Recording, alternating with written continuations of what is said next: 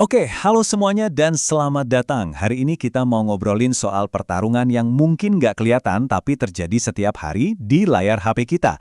Antara citra online yang kita bangun sama siapa diri kita yang sebenarnya. Yuk kita bedah bareng-bareng gimana caranya pindah dari sekedar pamer ke pribadi yang benar-benar tumbuh dari dalam. Pernah kan, lagi scroll-scroll media sosial terus mikir, kenapa ya kita kayaknya butuh banget buat pamer? Lihat teman posting liburan mewah, gadget baru, atau pencapaian kerjaannya. Pertanyaannya, kok dorongan buat nunjukin itu semua kuat banget ya? Sebenarnya, apa sih yang kita cari di balik semua itu? Nah, istilah populernya sekarang itu flexing. Menurut para ahli, ini tuh bukan sekedar pamer biasa. Ini soal pencarian pengakuan yang lebih dalam. Kebutuhan akan validasi dari luar, di mana setiap like dan komentar itu rasanya kayak suntikan persetujuan kalau diri kita ini berharga. Sebut saja ini jalan eksternal. Sebuah jalur di mana kebahagiaan kita itu bergantung sama persetujuan orang lain. Kita jadi terus-terusan ngebandingin bab 1 di hidup kita sama bab 20 di hidup orang lain. Dan ini adalah permainan yang jujur aja nggak akan pernah bisa kita menangkan. Tentu aja, milih jalan ini tuh ada harganya. Dan harganya, wah, bisa jauh lebih mahal dari yang kita bayangkan. Nah, ini nih yang menarik sekaligus bahaya. Pengejaran validasi ini bukan cuma soal dapat like. Ini bisa mengarah ke sesuatu yang disebut herding atau gampangnya perilaku ikut-ikutan.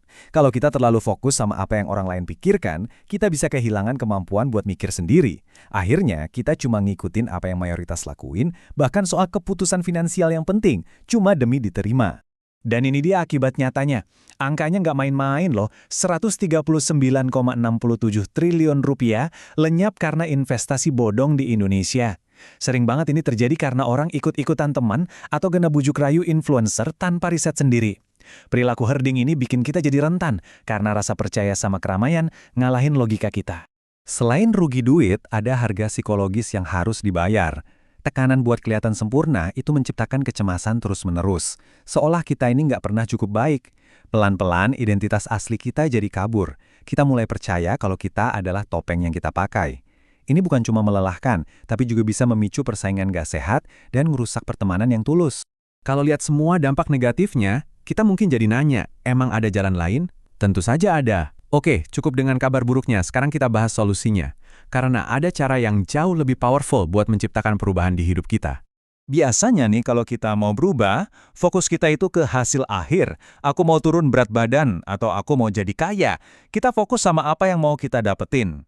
Tapi pendekatan ini ada masalahnya. Biasanya nggak tahan lama dan seringnya gagal. Karena nggak mengubah akar dari perilaku kita. Penulis James Clear ngegambarin ini kayak lapisan bawang. Lapisan paling luar itu hasil. Lapisan tengahnya itu proses atau kebiasaan kita.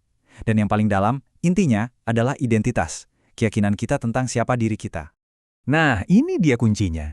Perubahan yang benar-benar awet itu nggak dimulai dari luar ke dalam, tapi justru sebaliknya. Fokus kamu bukan lagi pada apa yang ingin kamu capai, tapi pada tipe orang seperti apa yang ingin kamu jadi.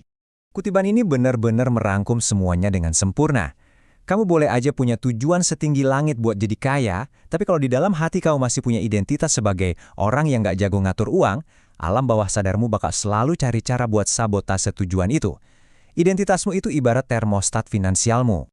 Jadi, gimana caranya kita membangun dari dalam ke luar? Yuk, kita lihat jalan internal. Yang dimulainya bukan dengan apa, tapi dengan siapa. Slide ini nunjukin perbedaannya dengan jelas banget. Di satu sisi ada fokus ke hasil, saya mau kurus. Di sisi lain, fokusnya ke identitas, saya mau jadi orang yang aktif. Kelihatan kan pergeserannya? Daripada ngejar tujuan, kamu fokus jadi tipe orang yang secara alami akan mencapai tujuan itu. Menjadi seorang penulis, pasti akan menghasilkan buku, menjadi pembangun kekayaan, pasti akan membuat kamu kaya. Kisah nyata Emi ini contoh yang sempurna. Bayangin deh, tiba-tiba dapat rezeki nomplok, menang lotre. Bukannya seneng, identitas lamanya malah hancur dan dia merasa terbebani. Tapi dia nggak berhenti di situ. Dia sadar kalau uang ini ngasih dia pilihan. Terus, dia mulai bangun identitas baru dengan membuka praktek hukum yang sejalan sama nilainya, yaitu ngebantu orang lain.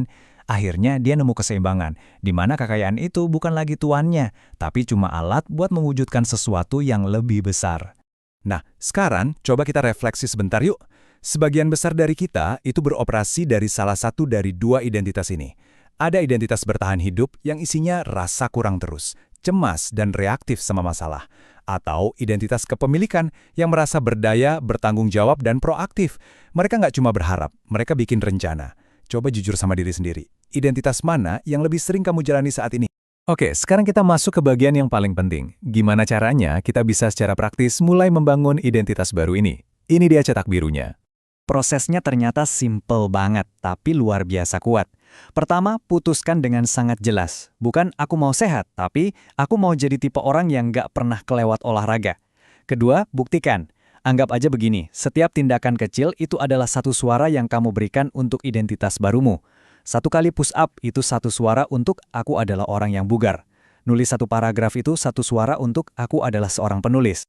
Biar identitas baru ini benar-benar jadi milik kamu, coba ikuti 5 langkah ini. Semuanya dimulai dari refleksi jujur soal nilai-nilaimu. Terus, temukan kekuatanmu dan tetapkan tujuan yang sejalan sama nilai itu. Dari situ, kamu bisa bangun strategi yang pas buat kamu, bukan niru-niru orang lain. Dan yang paling penting, tetaplah konsisten. Kejayaan sejati itu bukan soal kecepatan, tapi soal menjadi diri sendiri setiap hari. Jadi kita kembali ke ide paling krusial dari semua ini. Lupakan sejenak soal tujuan. Fokuslah pada identitas. Seperti yang udah kita lihat, kamu nggak akan naik ke level tujuanmu. Kamu akan naik ke level identitasmu. Tingkatkan keyakinanmu tentang siapa dirimu, dan tujuan-tujuan itu akan tercapai sebagai produk sampingan yang alami. Pada akhirnya, semua ini kembali ke satu pertanyaan. Cerita yang kamu putar di kepalamu setiap hari itu adalah ramalan yang akan menjadi kenyataan. Jadi saya akan tinggalkan kamu dengan pertanyaan ini. Kalau kamu harus menulis cerita tentang dirimu yang baru mulai hari ini, cerita seperti apa yang akan kamu tulis?